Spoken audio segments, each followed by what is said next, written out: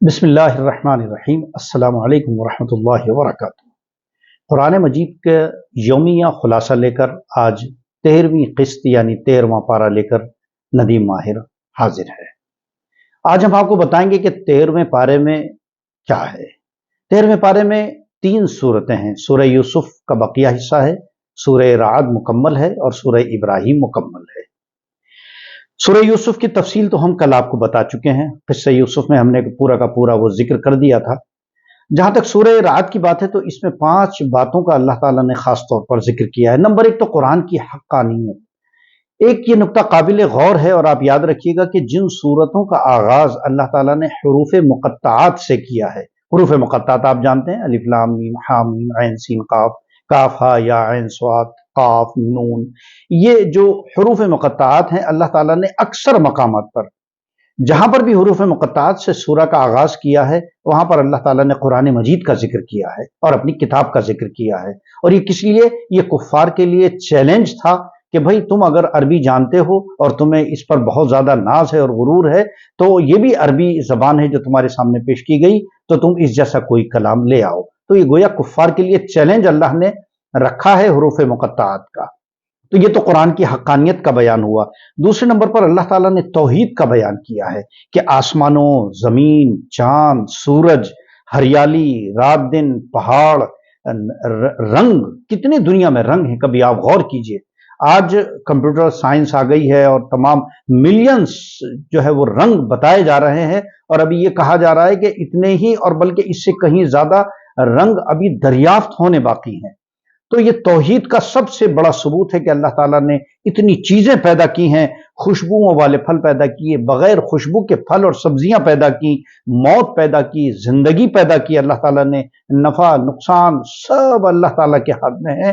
वो अल्लाह ताला कादिर मुतलक है और सब कुछ उसी के ही दस्ते कुदरत में है। तीसरे नंबर पर अल्लाह ने कयामत का जिक्र किया कि मुशरिकीन को ताज्जुब होता है और ताज्जुब क्या होता है कि मुर्दा हड्डियों को दोबारा जिंदा कैसे किया जाएगा, कैसे कयामत में सबको जिंदा कर दिया जाएगा। तो अल्लाह ताला फरमाते हैं कि ताज्जुब की बात यह नहीं कि इनको मरने के बाद जिंदा होने पर ताज्जुब है, बल्कि सबसे ज्यादा ताज्जुब उनके इस ताज्जुब पर है कि वो ये क्यों गौर नहीं करते कि अल्लाह ताला ने उनकी तख्लीक कैसे की है। अगर वो अपनी तख्लीक की तरफ जरा सा भी गौर करें तो उनको मरने के बाद की जिंदगी आसान लगने लगेगी। क्यों? क्योंकि तख्लीक ज्यादा मुश्किल है बमुकाबिल उसके जो अल्लाह ताला दोबारा इंसानों को जिंदा करेगा। तो अल्लाह ने इसका बयान किया। चौथे नंबर पर अल्लाह ताला ने रिसालत का बयान किया कि हर कौम के लिए कोई ना कोई रहनुमा और पैगंबर जरूर हमने भेजा है, जैसा कि हमने इससे पहले भी आपको बताया। इसके बाद मुत्तकीन की सिफात बयान की। 5वें नंबर पर मुत्तकीन की 8 सिफात बयान की। और जो बदबख्त यानी अशकिया लोग होते हैं, शकी की जमा अशकिया, तो अशकिया यानी बदबख्त लोग, उनकी जो 3 अलामतें कुरान ने जिक्र की हैं। पहले मुत्तकीन की अलामतें सुनिए। मुत्तकीन की 8 निशानियां, 8 अलामतें हैं। नंबर 1 वफादारी, सिला रहमी, खौफ खुदा, खौफ आखिरत, सब्र, नमाज की पाबंदी, सदका, बुराई का बदला भलाई। ये 8 सिफात एक मुत्तकी की होती हैं जो अल्लाह से डरता है। और बदबख्त की 3 अलामतें बयान की गई। वादा खिलाफी, सिला कता रहमी यानी रिश्तेदारों से कत ताल्लुक करना, और फसाद फिल अर्ज यानी फितना फैलाना। ये अशकिया की सिफात बयान की 3।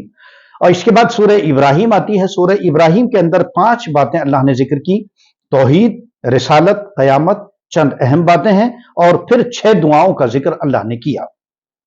तौहीद में यह बता दिया गया, जैसे इससे पहले हमने आपको बताया कि अल्लाह ताला ने, असल में एक बात हम आपको बताएं, आप यौमिया जब मुलाहजा कर रहे हैं ये खुलासा, तो इसमें कुछ चीजें अल्लाह ताला मुकर्रर करते हैं।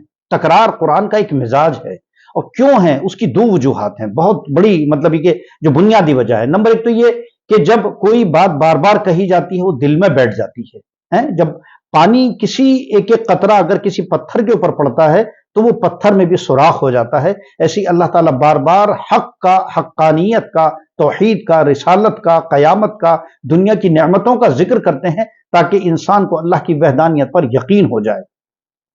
तो ये एक वजह है। और दूसरी वजह अल्लाह ताला ने ये जो बार बार बयान करने की वो ये है ताकि قرآن اپنا اللہ تعالیٰ اپنی زبان اور اللہ تعالیٰ نے جو عربی زبان میں قرآن کو نازل کیا ہے وہ اعجاز اللہ تعالیٰ دکھانا چاہتے ہیں. یہ معجزہ ہے قرآن کا کہ ہر بار وہی بات ہے لیکن ایک نئے اسلوب کے ساتھ اور نئے لفظیات کے ساتھ قرآن مجید بات کو بیان کرتا ہے. تو انسان حیران رہ جاتا ہے کہ کیسے کیسے قرآن کے اندر نکات موجود ہیں. آج سائنس اور آج اس ٹیکنالوجی کے دور میں روزانہ ریسرچ آ رہی ہیں قرآن مجید کی آیتوں پر، اس کے نمبرز پر. قرآن مجید کے اندر جو ایک سائنس ہے پوری پوشیدہ، آج اس کے اوپر ریسرچ ہو رہی ہے اور دنیا قیامت تک کرتی رہے گی ریسرچ. لیکن کوئی اس قرآن مجید اور اللہ کے کلام کی تمام جو حدود ہیں ان تک آخر تک پہنچ ہی نہیں سکتا، یہ اللہ کو معلوم ہے.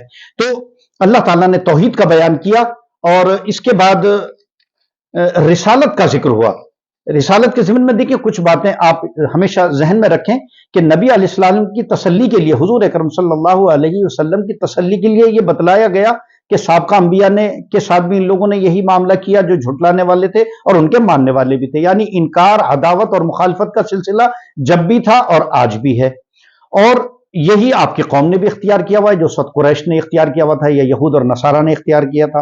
اور ایک اور یہاں پر نقطہ بیان قرآن نے کیا کہ ہم نے ہر قوم میں جو نبی بھیجا ہے وہ اس قوم کی زبان میں ہی بھیجا ہے، کسی دیگر زبان کا نبی ہم نے اس قوم میں نہیں بھیجا.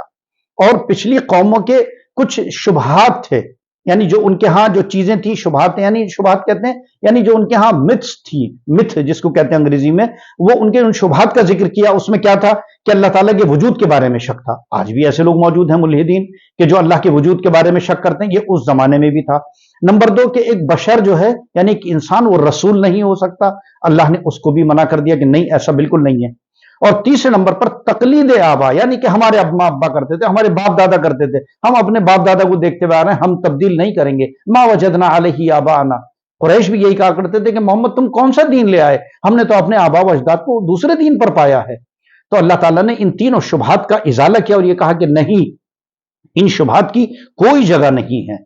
اور پھر چوتھے نمبر پر قیامت، جیسے اس سے پہلے ہم نے ذکر کیا، اللہ تعالیٰ میزان قائم کرے گا اور جو نیک ہوں گے ان کو جنت، اور جو بدبخت ہوں گے اور جو جنہوں نے قیامت کا انکار کیا ہوگا، جنہوں نے کتاب کا انکار کیا ہوگا، انبیاء کا انکار کیا ہوگا، جنہوں نے اس دنیا کے اندر اللہ تعالیٰ کی نعمتوں کو جھٹلایا ہوگا، ناشکری کی ہوگی، اللہ تعالیٰ ان سب کو، ان بدبختوں کو جہنم رسید کرے گا.